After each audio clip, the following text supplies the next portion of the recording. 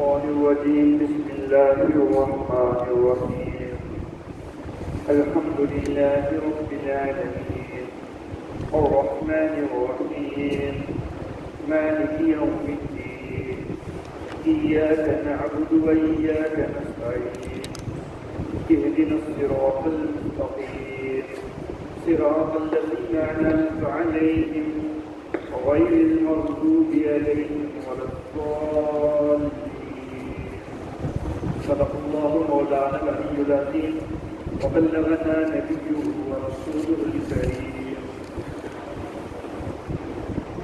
وأما بعد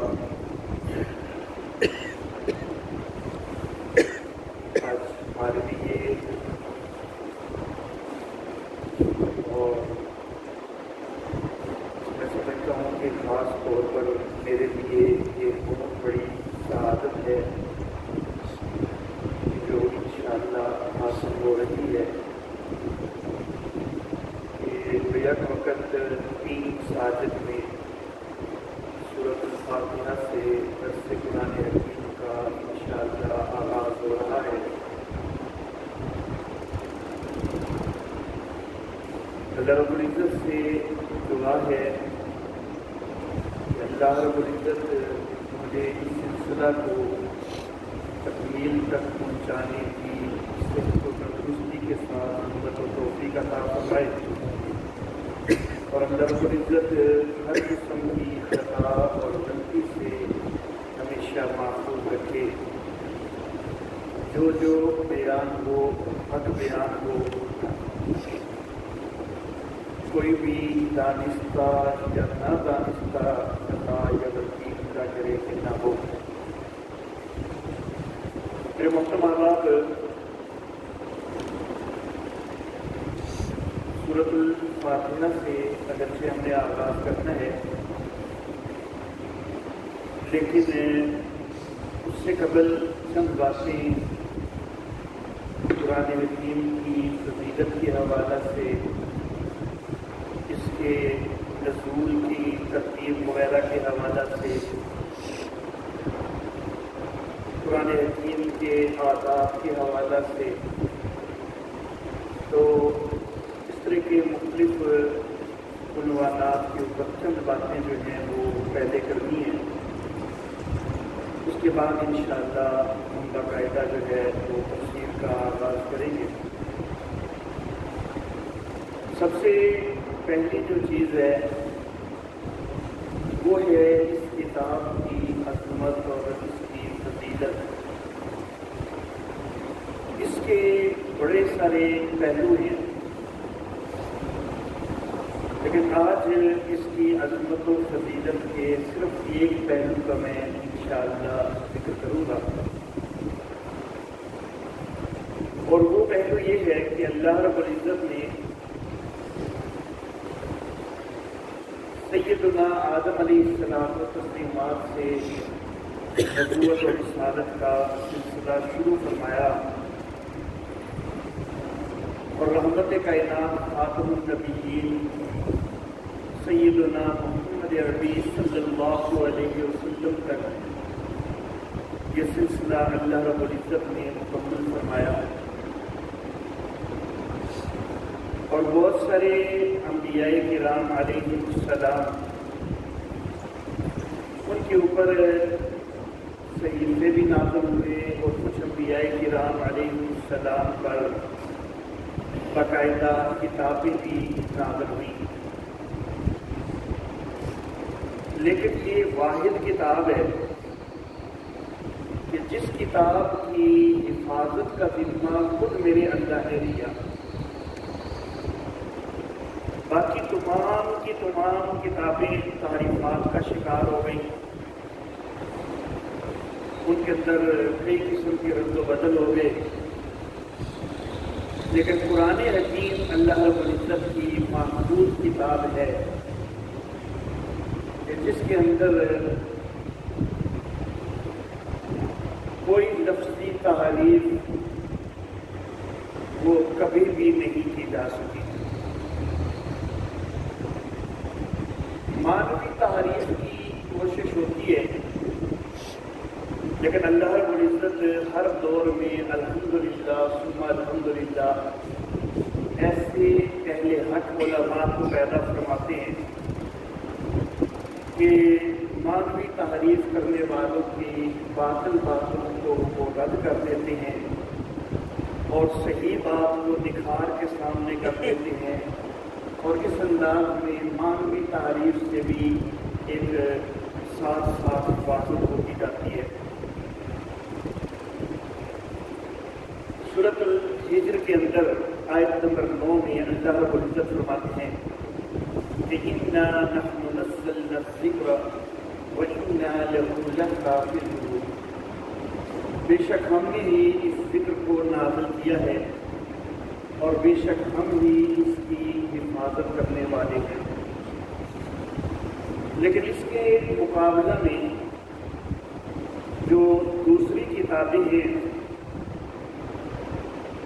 ان کی صورتحال یہ ہے۔ سورۃ البقرہ کی آیت نمبر 75 کے اندر اللہ فرماتے ہیں، قرآن حکیم جو ہمارے سامنے ہے ان کے صفحہ نمبر 11 پر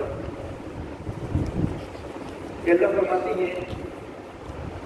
نیچے سے دوسری سطر ہے آیت نمبر 75 کا ابتدائی اس نے چھوڑ کے آگے لفظ ہے وَقَدْ كَانَ فَرِيقٌ مِّنْهُمْ يَسْمَعُونَ كَلَامَ اللَّهِ ثُمَّ يُحَرِّفُونَهُ مِنْ بَعْدِ مَا عَقَلُوهُ وَهُمْ يَعْلَمُونَ، کہ ان میں سے ایک گروہ ایسا ہے کہ جو اللہ کے کلام کو سنتا ہے پھر اس کے اندر تعریف کر دیتا ہے اس کو سمجھنے کے بعد، حالانکہ وہ جانتے بھی ہیں۔ اسی طرح اللہ رب العزت نے سورۃ المائدہ کے اندر ارشاد فرمایا،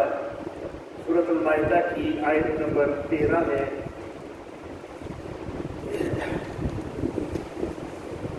صفحہ نمبر 100 ہے، اوپر سے تیسری سطر میں لفظ ہے یحرفون الکلم عن مواضعہ، کہ وہ تعریف کر دیتے ہیں باتوں کی اپنی جگہوں سے۔ تو قرآن حکیم دیگر کتابوں کے حوالہ سے یہ ذکر کرتا ہے کہ ان کے اندر تعریفات ہو چکی، اور یہ کتاب قرآن حکیم جو ہے اس کی حفاظت کا خود اللہ نے ذمہ لیا ہے، اور ظاہر بات ہے کہ جس کی حفاظت خود اللہ فرما رہے ہوں اس کے اندر تعریف نہیں ہو سکتی۔ اس کتاب کے محفوظ ہونے کا اور باقی کتابوں کے تحریف شدہ ہونے کا جو ہمارا اہل اسلام کا دعویٰ ہے، تو کیا یہ صرف ہمارا دعویٰ ہی ہے یا کیا ہمارے پاس کوئی ثبوت بھی موجود ہے کہ ان کتابوں کے اندر تعریفات ہوئی ہیں اور ہماری کتاب میں تعریف نہیں؟ تو آج یہ ثبوت جو ہے وہ چند ایک جو ہے، اگرچہ بہت سارے ثبوت ہیں لیکن صرف چند ایک ثبوت جو ہے وہ آپ احباب کے سامنے رکھتے ہیں۔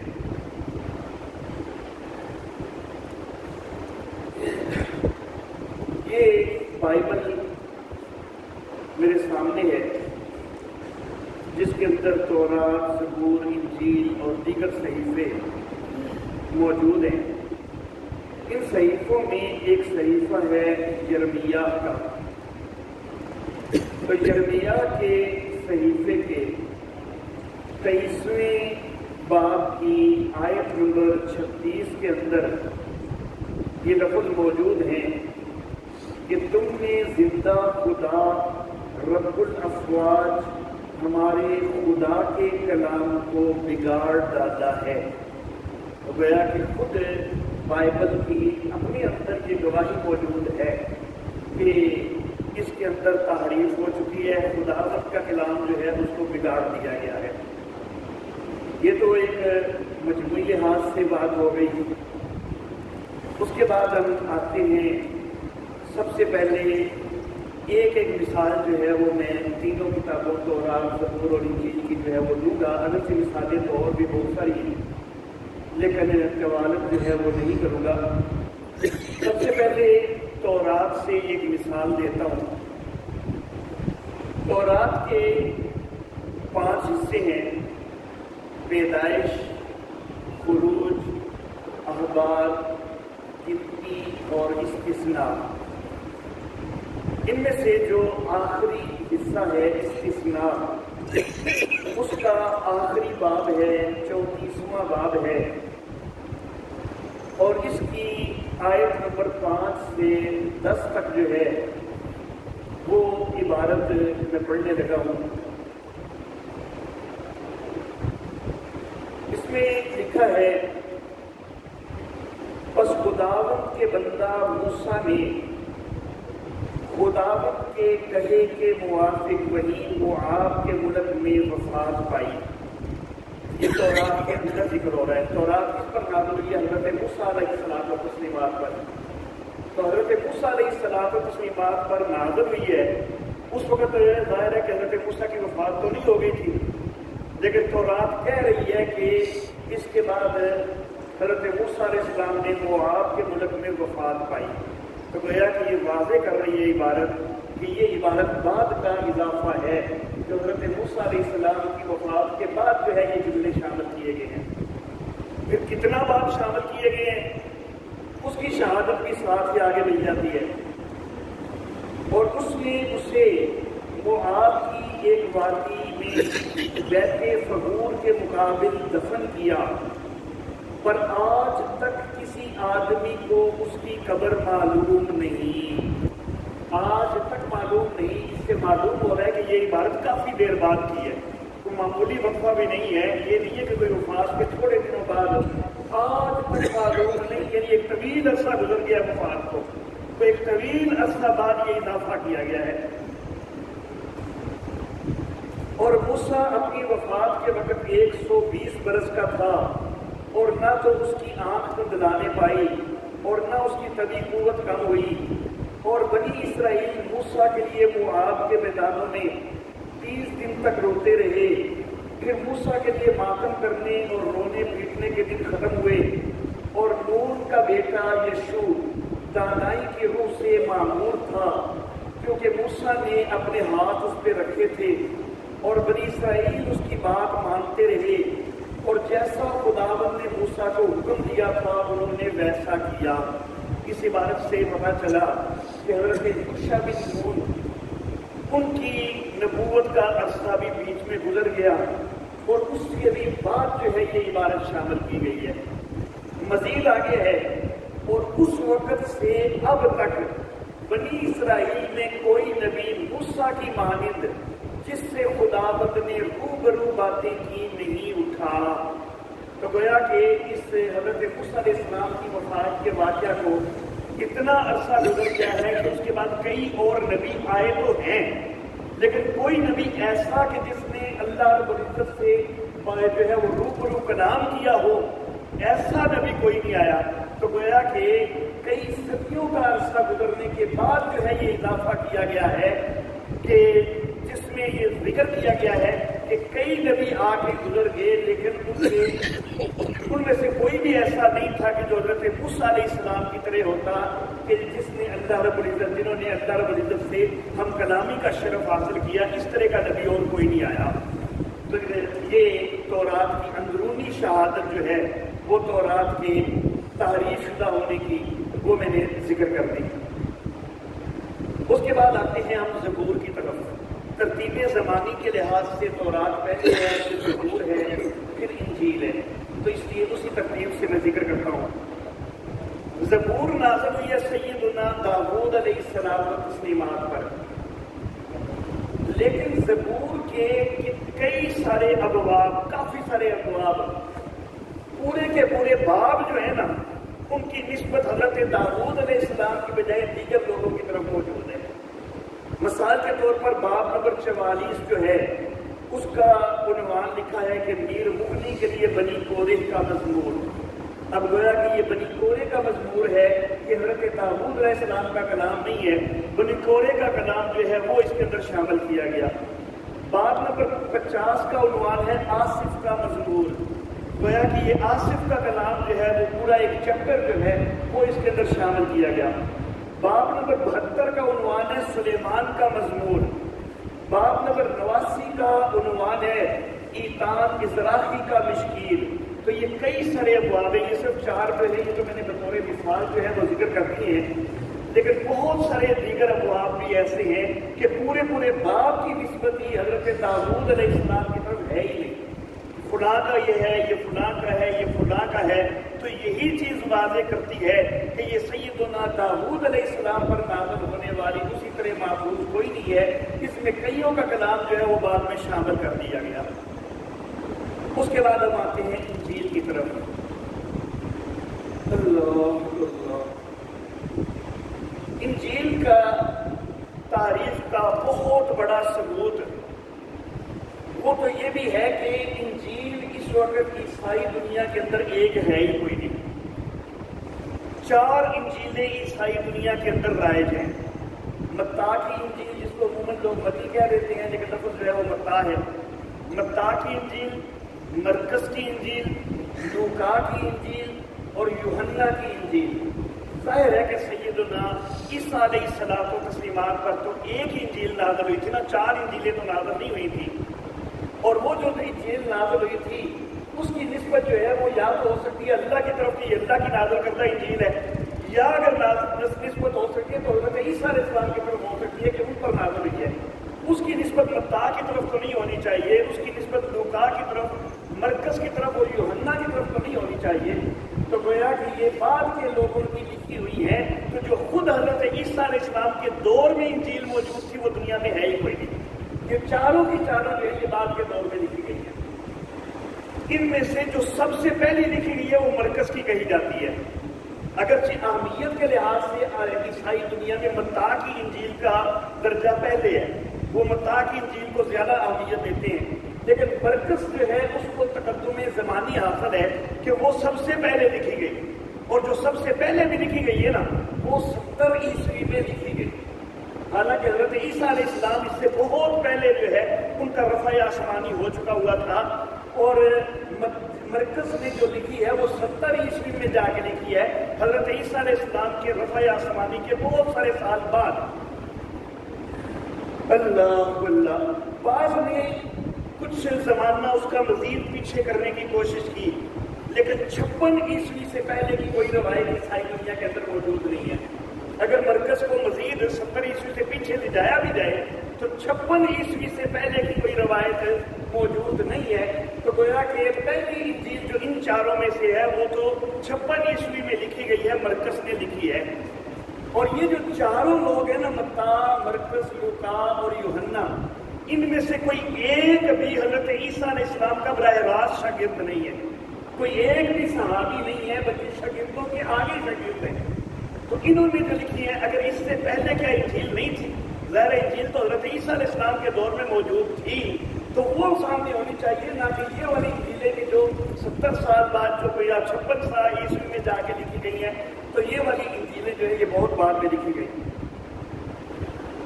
اللہ اللہ، حضرت عیسیٰ علیہ الصلوۃ والتسلیمات بغیر باپ کے پیدا ہوئے ہیں، یہ اللہ رب العزت کی طرف سے ایک بہت بڑا معجزہ ہے۔ سیدہ مریم رضی اللہ تعالی عنہا وہ بغیر خامد کے جو ہے وہ حاملہ ہو جاتی ہیں، اور ان سے حضرت عیسیٰ علیہ السلام پیدا ہوئے۔ اس چیز کو ہم مسلمان بھی مانتے ہیں، عیسائی بھی اس چیز کو مانتے ہیں کہ وہ بغیر باپ کے پیدا ہوئے، اس کو عیسائی بھی مانتے ہیں۔ اگر عیسائی مانتے ہیں اور وہ کہتے ہیں کہ ہم مانتے ہیں، تو پھر اس انجیل کے اندر یوسف نام کے ایک بندے سے شجرہ نسب کو لکھا ہوا ہے، حضرت عیسیٰ علیہ السلام کا شجرہ نسب یوسف نام کے ایک بندے سے لکھا ہوا ہے انجیل کے، متی کی انجیل کے پہلے صفحے پر ہی، حالانکہ وہ خود کہتے ہیں کہ بغیر باپ کے پیدا ہوئے ہیں، کہ باپ ہے ہی کوئی نہیں، تو پھر یہ یوسف کے نام سے جو ہے وہ شجرہ نسب یہ کہاں سے جو ہے وہ چلا دیا؟ اللہ اللہ۔ اور یہ جو یوسف ہے، اگر یہ یہاں پر متی کی انجیل کے اندر یہ لفظ لکھ دیے انہوں نے کہ یہ اس مریم کا شوہر تھا جس سے یسوع پیدا ہوا جو مسیح کہلاتا ہے، لیکن یہاں پر شوہر کا لفظ لکھا ہے، لیکن عیسائی کہتے ہیں منگیتر تھا۔ ان کی عیسائی دنیا کے اندر اصل بات جو ہے وہ یہ ہے کہ منگیتر تھا، تو بھائی منگیتر کے ساتھ شجرہ نسب تم حضرت آدم علیہ السلام تک پہنچا رہے ہو، تو یہ تو معاذ اللہ ثم معاذ اللہ سیدہ مریم رضی اللہ تعالیٰ عنہا کے اوپر بڑی تہمت لگا رہے ہو، بڑا بہتان لگا رہے ہو۔ تو اگر یہ کتاب اسی انداز میں معاذ اللہ کی ہم کہیں تو کیا یہ اللہ رب العزت نے حضرت مریم پر تہمت لگائی ہے؟ اللہ رب العزت تو سیدہ مریم رضی اللہ تعالیٰ عنہا کا دامن پاک قرار دیتے ہیں، قرآن حکیم کے اندر اللہ شہادتیں دیتے ہیں کہ سیدہ مریم جو ہے وہ بالکل پاک دامن تھی۔ تو یہ کتاب جو ہے اس کے اندر یوسف نام کے بندے سے جو شجرہ نسب لکھا گیا ہے، تو یہ شجرہ نسب لکھا جانا یہ بڑی شہادت ہے کہ یہ تعریف شدہ ہے۔ اگر یہ واقعی اللہ کی کتاب اسی انداز میں ہوتی تو اس کے اندر یہ شجرہ نسب کبھی بھی نہ ہوتا۔ پھر جو شجرہ نسب لکھا گیا ہے اس کے 3 حصے ہیں، اور 3 حصے لکھنے کے بعد آگے ایک عبارت لکھی ہوئی ہے، متی کی انجیل کا پہلا باب ہے، آیت نمبر 17 ہے کہ پس سب پشتیں ابرہام سے مراد حضرت ابراہیم علیہ السلام، سب پشتیں ابرہام سے داؤد تک 14 پشتیں ہوئیں۔ صحیح تلفظ جو ہمارے نزدیک ہے وہ داؤد ہے، حضرت داؤد علیہ السلام کا جو نام ہے داؤد نہیں ہے، داؤد ہے، واؤ کے اوپر حمزہ نہیں ہے، الٹی پیش ہے۔ لیکن یہ میں انجیل کی عبارت پڑھ رہا ہوں اور اردو کی انجیل میں چونکہ داؤد ہی لکھا ہوا ہے تو اس لیے میں داؤد پڑھ رہا ہوں۔ بس سب پشتیں ابرہام سے داؤد تک 14 پشتیں ہوئیں، اور داؤد سے لے کر گرفتار ہو کر بابل جانے تک 14 پشتیں، اور گرفتار ہو کر بابل جانے سے لے کر مسیح تک 14 پشتیں ہوئیں۔ اب یہ تینوں سیٹ جو بنائے گئے ہیں تو تینوں کے اندر کتنی پشتیں رکھی گئی ہیں؟ 14 14 اور 14۔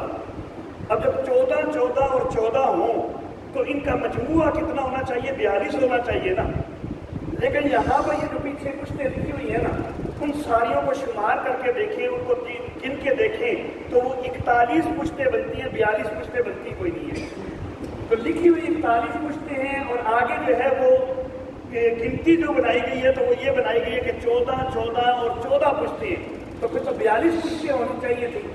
تو یہ 42 پشتیں جب ہونی چاہیے اور ہونے لکھی ہوئی 14 ہے، تو یہ ایسے تعریف کرنے والے کا کمال ہے کہ جس کو گنتی تک بھی جو ہے وہ صحیح نہیں آتی۔ تو معاذ اللہ ثم معاذ اللہ، اس کو میں کیسے اللہ کا کلام مان سکتا ہوں کہ جس کے اندر گنتی تک بھی جو ہے وہ درست نہ ہو؟ تو بہرحال یہ بڑے واضح جو ہے وہ ثبوت ہیں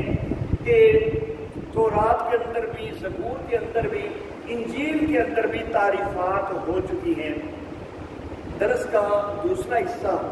کہ قرآن حکیم تعریف سے محفوظ ہے، تو انشاءاللہ یہ کل کے درس میں جو ہے وہ بیان ہو جائے گا۔ وآخر دعوانا ان الحمد للہ رب العالمین۔ الحمد للہ